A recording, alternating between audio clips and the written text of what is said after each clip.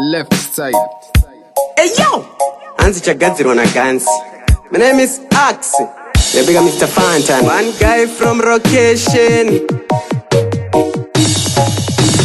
Enzwa nyaya yangu yekukura kwangu, kwandakakurira ndo kwandoti kugeto kwangu. Ndeva nebrogwa rangu achiseka brogwa rangu, kwandingagodiko waiva upenyu wangu.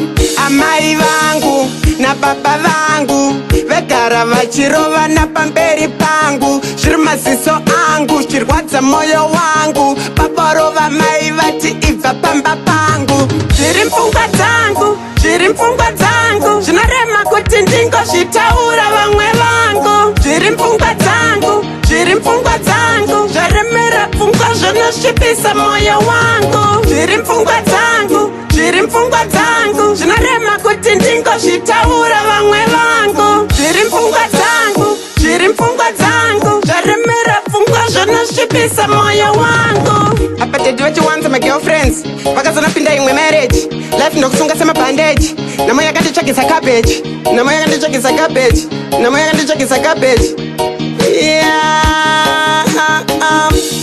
Ndikangotaura vati nonsense, teta ndina hembe vati nonsense, teta ndina bhutsu vati nonsense, hembe namabhatani nonsense. Zviri mpfungwa dzangu, zviri mpfungwa dzangu, zvinorema kuti ndingozvitaura vamwe vangu. Zviri mpfungwa dzangu, zviri mpfungwa dzangu, zvaremera pfungwa zvinosvipisa moyo wangu. Zviri mpfungwa dzangu, zviri mpfungwa dzangu, zvinorema kuti ndingozvitaura vamwe vangu. Zviri mpfungwa dzangu, zviri mpfungwa dzangu, zvaremera pfungwa zvinosvipisa moyo wangu. Chema kana baba vangu vanonditarisa vachiti zvoni mwana wangu, ndichiti mwari wangu, ndimi zvose zvangu, hapana chandashaiwa kana muri kwangu.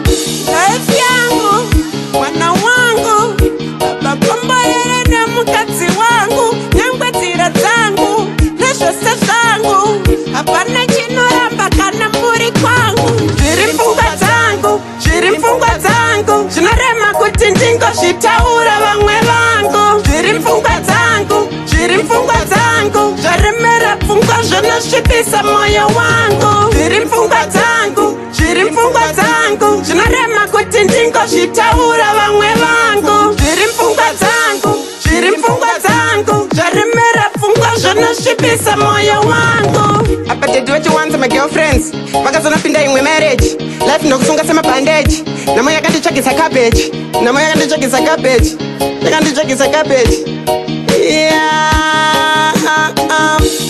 Ndikangotaura vati nonsense, teta ndina hembe vati nonsense, teta ndina bhutsu vati nonsense, hembe namabhatani nonsense.